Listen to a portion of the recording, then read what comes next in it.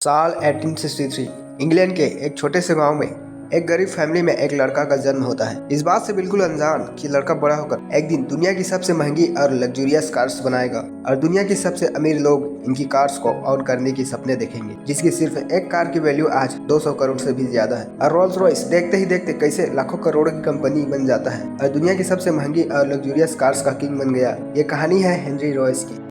कहानी की शुरुआत होती है हेनरी रॉयस जब 4 साल के थे।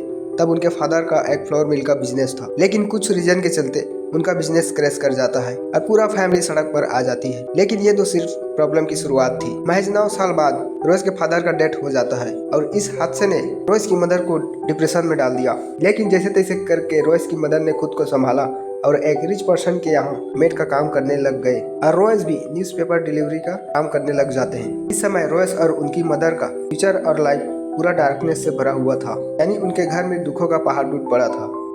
तभी कहानी में एक ट्विस्ट आता है। रॉयस जब 14 साल के थे तब उनकी पड़ोस की आंट ने उन्हें ग्रेट मेडन रेलवे में अप्रेंटिस में एडमिशन करा दिया। रॉयस अगले 3 साल तक काम करके और कई सारी बुक्स पढ़ के कड़ी मेहनत के साथ फुली मैकेनिक और इलेक्ट्रॉनिक्स का काम सीखा। 21 की एज में रॉयस मैगजीन वेस्टर्न नाम की एक कंपनी में इंजीनियर के पोस्ट में काम कर रहे थे, लेकिन फाइनेंशियल प्रॉब्लम के चलते यह कंपनी बंद होने वाली थी। और 1884 में रॉयस ने डिसाइड किया कि वो अपने दोस्त के साथ खुद का बिजनेस स्टार्ट करेंगे और कंपनी का नाम रखा FH रॉयस एंड कंपनी। 38 की एज में रॉयस की एक फैमिली थी और उनका सपना था एक बहुत बड़ा कंपनी बिल्ड करना, और यहीं से कंपनी की किस्मत बदलने लगी।